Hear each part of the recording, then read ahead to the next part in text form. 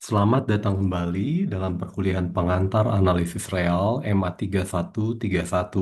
Nama saya Erik dari program Studi Matematika FMIPA ITB. Pada kesempatan kali ini kita akan berbicara mengenai fungsi kontinu.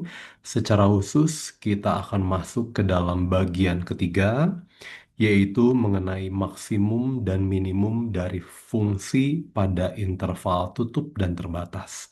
Mari kita masuk ke dalam bagian ini. Nah, sebelumnya akan dibahas terlebih dahulu apa yang dimaksud dengan fungsi yang terbatas pada suatu himpunan A ya. Dalam hal ini adalah terbatas pada domainnya. Fungsi f dari A ke real terbatas di A jika ada M positif sehingga mutlak dari fx-nya kurang sama dengan M untuk setiap x anggota A gitu ya. Jadi fa-nya itu kira-kira dia terbatas gitu. Oke ya. Saya pikir itu sudah oke. eh Teorema keterbatasan fungsi pada selang tutup dan terbatas. Kalau saya punya misalkan I adalah AB, interval tutup dan terbatas, dan F dari I ke real itu kontinu pada I-nya tutup dan terbatas, akibatnya F-nya itu terbatas juga pada I. Ya, jadi kamu bisa bayangkan saya punya, katakanlah ini, saya punya F-nya harus kontinu, katakanlah saya punya I-nya harus tutup dan terbatas,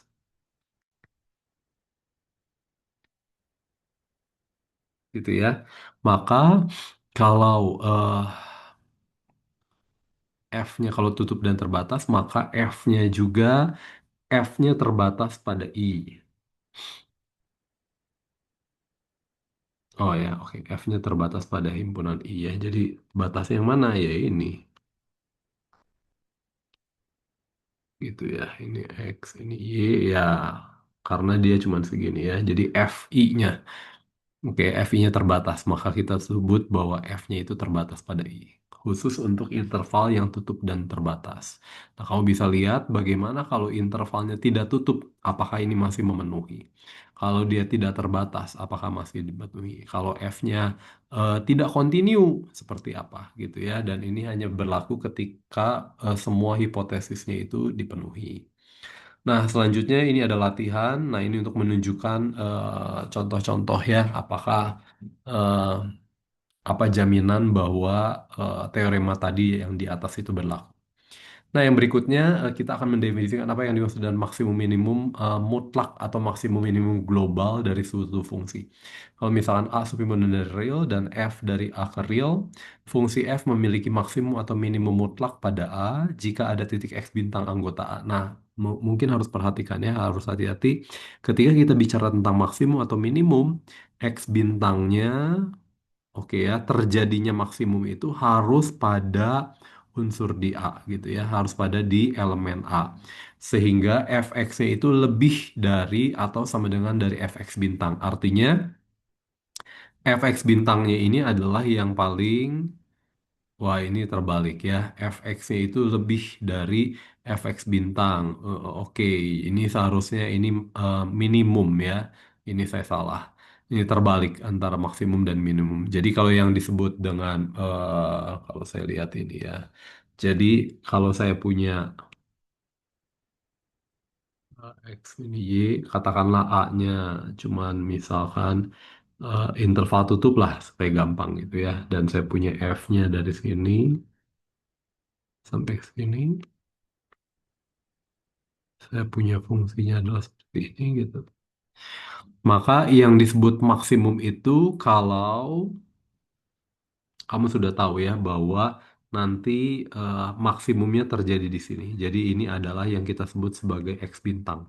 Artinya fx ini kalau pada A, untuk setiap X anggota A berlaku fx-nya itu harus kurang dari sama dengan fx bintangnya yang saya salah. Ini dan berlaku harus untuk setiap X anggota A saya. Gitu ya. Jadi makanya dia yang paling besar. Fx bintang itu nilainya yang paling besar. Dengan cara yang sama dia disebut minimum. Katakanlah ini minimumnya terjadi di sini gitu ya. Maka kejadiannya adalah F ini tentu saja adalah X bintang bawah. maka fx bintang bawah ini akan lebih kecil dari fx untuk setiap x anggota. Oke ya. Nah, titik X bintang ini sendiri disebut titik maksimum mutlak atau titik maksimum global dari F pada A. Titik X bintang disebut titik minimum mutlak dari F pada A. Ya, kalau kamu masih ingat di matematika dulu ada titik maksimum, ada nilai maksimum gitu ya, harus hati-hati. Dan ini kita bicara tentang global pada himpunan yang saya lihat. Oke, nah, selanjutnya ini ada teorema maksimum minimum. Misalkan I adalah interval tutup dan terbatas, dan F-nya itu kontinu pada I. Akibatnya F mempunyai nilai maksimum dan minimum mutlak. Oke ya, jadi yang harus diketahui ini hipotesisnya dia harus interval tutup dan terbatas. Tutup dan terbatas, ya sebenarnya terbatasnya tidak perlu ya, tapi kalau kita nanti perumum kerjanya bukan di R tapi di Rn, ini butuh himpunan tutup dan terbatas ya, ini hanya sekedar supaya kamu tahu aja. Tapi kalau kita ngomong interval tutup ya sebenarnya sudah cukup. Dan F-nya continue, harus continue. Jadi harus continue pada interval tutup. Akibatnya F mempunyai bukan hanya nilai maksimum global atau maksimum mutlak, tapi juga dia harus punya nilai minimum mutlak. Ya, kau bisa cek nanti kalau intervalnya ini interval buka belum tentu punya dua-duanya, nilai maksimum dan minimum. Begitu juga kalau misalkan saya punya intervalnya interval yang tidak terbatas, maka saya belum tentu punya nilai maksimum minimum mutlak. Dan cara yang sama kalau dia tidak kontinu juga tidak dijamin. Nah, kamu coba pikirkan contoh-contoh yang tidak memenuhi hipotesis sehingga F-nya itu bisa mempunyai maksimum, bisa mempunyai minimum, tapi bisa juga tidak mempunyai kedua-duanya. Oke ya, itu kamu coba.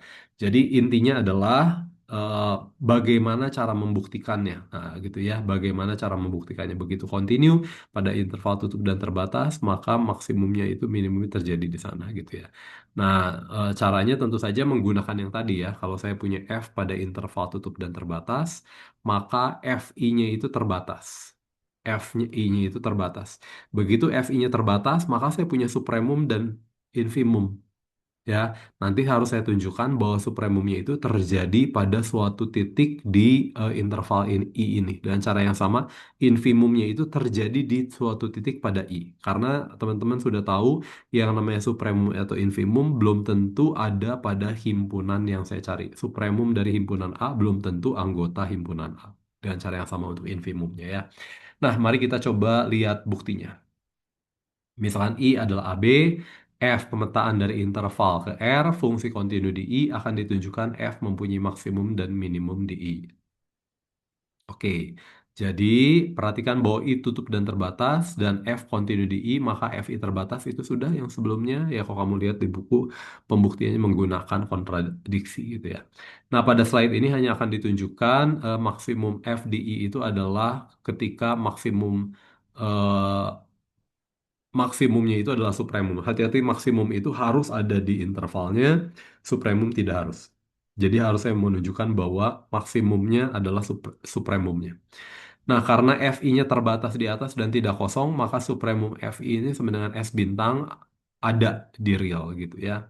Nah, akibatnya untuk setiap n bilangan asli, maka terdapat xn karena ini ya.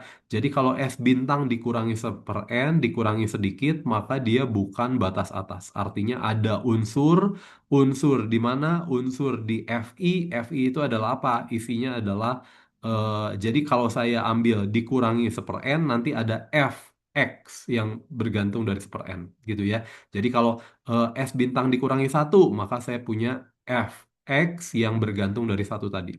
Kalau S bintang dikurangi setengah, maka bergantung ada x yang lain bergantung dari pengurangan setengah tadi. Kalau S bintang min sepertiga, nanti ada x yang lain yang bergantung dari S bintang min sepertiga itu. Jadi nanti untuk setiap n ini saya mengkonstruksi fxn gitu ya. Fxn. Jadi x-nya itu bergantung dari n. Jadi di sini ada dua barisan sekarang yang saya punya, barisan xn dan saya punya barisan fxn. gitu ya teman-teman ya, akibat dari bahwa supremumnya ada supremum dari FI. FI itu adalah apa? Himpunan Fx dengan X anggota I, kamu sudah tahu ya. Nah, lalu langkah berikutnya karena I terbatas, I-nya terbatas, maka berdasarkan teorema Bolzano-Weierstrass terhadap subbarisan yang konvergen, subbarisan XNK dari XN yang konvergen. Misalkan dia konvergennya ke X bintang. Mau saya tunjukkan bahwa nanti ternyata maksimumnya itu adalah X bintang. Maksimumnya itu adalah X bintang ya. Selanjutnya dan menggunakan teorema apit khusus X bintang anggota I. Kenapa? Karena XNK itu selalu terletak antara A dan B gitu. Karena XNK selalu terletak antara A dan B, maka limitnya, limit XNK selalu terletak antara A dan B juga ya. Kamu sudah tahu, itu sudah pernah kita bahas. Nah, karena F kontinu di A dan XN konvergen ke X, maka barisan FXNK konvergen ke fx, maaf ini kurang tanda kurung ya, maka barisan fx dan k ini akan konvergen ke fx. Nah, kemudian karena x bintang min seper n itu kurang dari fx n kurang sama dengan x bintang, ini berlaku untuk sembarang n bilangan asli, dan tentu saja ini berlaku untuk nk yang lebih besar sama dengan k gitu ya. Nk itu kan sebenarnya bilangan asli juga, kamu sudah tahu ya. Jadi ini S bintang min seper NK ini kurang dari fx NK. Oke, kurang sama dengan S bintang. Lalu saya cari berdasarkan teorema Apit. Kiri pengapitnya itu limitnya adalah S bintang. Akibatnya fx NK ini ada limitnya dan limitnya adalah sama dengan F dari limitnya sama dengan S bintang. Oke ya, limitnya adalah S bintang. Jadi limit dari fxnk adalah S bintang. Tapi karena kita sudah tahu bahwa fxnk ini adalah kontinu, maka limit dari fxnk itu adalah fx bintang. Kamu sudah tahu ya. Jadi saya punya ada X bintang itu siapa? X bintang itu adalah anggota I. X bintang itu adalah mana? Anggota I, sehingga Fx bintang itu sebenarnya S bintang, dan S bintang itu adalah supremum. Jadi supremumnya tercapai di X bintang yang adalah anggota I. Akibatnya kita sudah membuktikan bahwa maksimumnya itu terjadi, ada maksimum globalnya itu ada gitu ya. Akibatnya oke. Oke. Jadi itu yang kita sebut dengan teorema maksimum minimum ya. Nah, selanjutnya teorema lokasi akar ini, kalau kamu masih ingat teorema apa, metode mencari akar dengan metode bagi dua ya, bisection method. Kalau misalkan I adalah A, B, FI continue pada I, kalau FA-nya selalu kurang dari nol dan FB-nya lebih dari nol, atau kebalikannya, maka ada C anggota AB sehingga FC-nya sebenarnya nol. Ya, ini akibat dari teorema maksimum minimum tadi. Ya, kira-kira yang dilakukan adalah seperti ini, gitu ya. Yang dilakukan adalah seperti ini. Misalkan sekarang saya punya I itu adalah dari A sampai B ya. I-nya itu dari A sampai B, dari A sampai B. Lalu yang saya lakukan adalah kamu sudah tahu bahwa ketinggian di A itu adalah merah di sini, berarti di bawah sumbu X, artinya dia negatif, yang salah satunya dia positif ya, tanpa mengurangi keumuman kita lihat kasus pertama saja gitu ya. Nah, lalu saya bagi dua. Bagi dua itu titik bagi duanya itu saya namakan sebagai eh, B1 misalkan gitu ya. Maaf, kita katakan misalkan sebagai eh, X1 deh. Ya, X1 itu titik di tengah dengan X0 deh. X0. X0 itu adalah titik tengah antara A0 dan B0 gitu ya. Nanti saya lihat ketinggian di A sudah tahu negatif, ketinggian di X0 berapa. Kalau ketinggian X0-nya itu adalah positif, artinya nanti yang sama dengan nol itu akan ada di tengah gitu ya. Akan ada di tengah. Lalu saya bagi dua lagi. Saya bagi dua lagi, lalu saya bagi dua lagi. Sehingga apa? Di A2 masih harus mempertahankan negatif ketinggiannya, di B2 ketinggiannya positif, A3 ketinggian negatif, B3 ketinggian positif. Jadi saya mengurung gitu sehingga selalu di kirinya itu negatif, di kanannya itu selalu ketinggiannya positif gitu ya. Dalam hal ini saya punya barisan AN, teman-teman, saya punya barisan AN dengan AN-nya itu barisan naik, sedangkan BN itu adalah barisan turun gitu ya. AN-nya selalu negatif, BN-nya maaf, ini bukan AN ya. F dari AN-nya selalu negatif, F dari BN-nya dia selalu positif. Oke ya. Jadi IN, AN, BN ini kalau kamu masih ingat dia adalah interval bersalang dan dapat ditunjukkan bahwa limit dari BN min AN-nya itu sama dengan nol. Akibatnya menggunakan sifat interval bersalang ada secara tunggal X bintang anggota IN untuk setiap N bilangan asli sehingga limit dari AN-nya itu sama dengan limit BN-nya sama dengan X bintang. Oke ya. Terus karena F kontinu di I, maka limit dari FAN itu sama dengan F dari X bintang. Gitu ya. Karena dia kontinu, AN-nya itu menuju X bintang, maka limit FAN-nya itu akan menuju ke Fx bintang.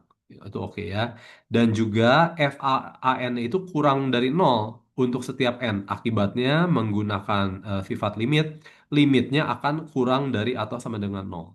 Ya, dengan cara yang sama, saya menggunakan nanti yang BN, saya buktikan bahwa fx bintangnya itu lebih besar sebenarnya nol. Jadi dalam hal ini saya sudah membuktikan bahwa fx bintangnya itu lebih besar dari nol dan juga lebih kurang dari sama dengan nol. Sehingga fx bintangnya pasti sama dengan nol. Dan x bintangnya ini adalah artinya fx bintangnya sama dengan nol. Jadi x bintang ini adalah anggota I yang yang nilai nilai F-nya di titik itu adalah sebenarnya nol.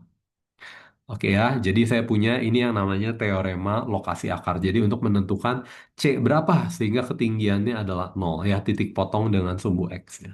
Nah, teorema lokasi akar ini nanti dapat diperumum. Oh, ini latihannya kamu bisa coba sendiri. Itu yang kita akan sebut dengan teorema nilai antara Bolzano. Gitu ya.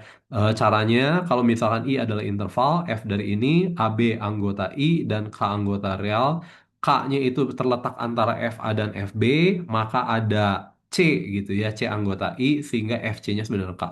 Untuk ini, untuk setiap pasangan AB anggota I, maka saya bisa menggunakan teorema lokasi akar tapi menggunakan F yang berbeda, yaitu saya definisikan F baru yang adalah Fx minus K. Sehingga F yang sekarang tujuan saya adalah mencari pembuat nol dari F baru. Pembuat nol dari F baru adalah apa? Mencari C sehingga Fc min K sama dengan nol, artinya Fc-nya sama dengan K. Ya, saya menggunakan ini. Nah, tapi harus hati-hati ketika saya bicara tentang teorema nilai antara Bolzano itu tidak ada asumsi bahwa I-nya itu harus interval tutup. Tapi begitu saya ambil sembarang AB anggota I, maka saya punya interval tutupnya gitu ya, sehingga saya bisa menggunakan teorema lokasi akar. Itu yang kita sebut dengan teorema nilai antara Bolzano. Oke, lalu saya punya teorema pengawatan interval tutup dan terbatas. Kalau I-nya interval tutup dan terbatas, F-nya memetakan dari I ke real, dia continue di I, maka peta I oleh F, yaitu Fi, himpunan ini juga adalah himpunan tutup dan terbatas. Oke ya, nanti kamu bisa coba cari kalau I-nya bukan interval tutup, apakah menjamin bahwa Fi-nya itu tutup dan terbatas? Gitu ya, kamu bisa lihat nanti yang yang yang harus kamu ingat adalah begitu I-nya misalkan buka, tidak ada jaminan bahwa peta peta I oleh Fi itu harus buka juga. Dengan cara yang sama setengah buka, tidak ada jaminan dia apa petanya juga adalah setengah buka. Tapi kalau dia tutup dan terbatas, maka petanya adalah tutup dan terbatas juga. Gitu ya. Bagaimana melihatnya? Ya, mudah. Bagaimana melihat bahwa dia tutup dan terbatas ya karena dia F continue pada I pada interval tutup, maka dia kan kita udah lihat punya maksimum minimum. Punya maksimum minimum. Ya, ini yang akan menjadi batasnya gitu kira-kira ya. Nanti kamu coba lihat detailnya kamu coba sendiri. Nah, ini contoh ini memperlihatkan pada kita bahwa begitu interval buka tidak harus nanti petanya itu adalah interval buka. Begitu juga interval yang tidak terbatas tidak harus petanya itu juga adalah interval yang seperti ini gitu ya.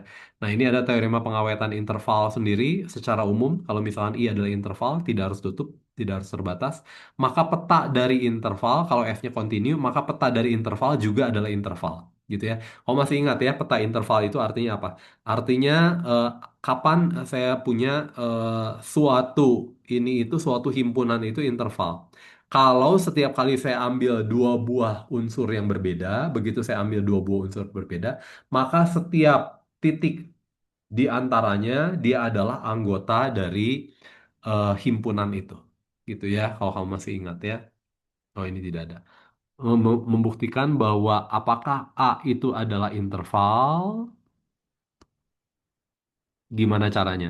Eh, eh, Caranya harus saya buktikan untuk setiap X, Y anggota A yang berbeda tanpa mengurangi keumuman, misalkan X kurang dari Y, maka eh, untuk setiap untuk setiap Z antara X dan Y harus saya buktikan bahwa Z-nya itu anggota A gitu ya. Kapan ini itu suatu interval? Ini adalah interval kalau setiap kali saya ambil titik, semua titik di antaranya adalah anggota I, maka dia adalah interval. Jadi itu yang mau kita buktikan ya.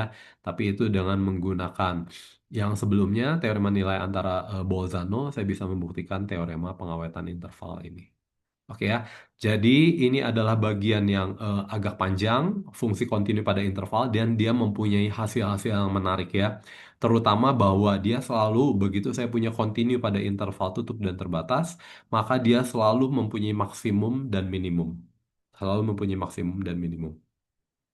Lalu dari hal ini juga kita bisa punya yang namanya teorema lokasi akar atau teorema nilai antara Bolzano gitu ya.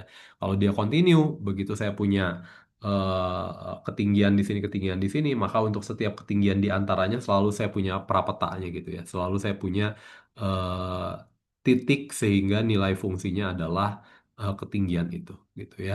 Dan perumumannya teorema nilai antara Bolzano.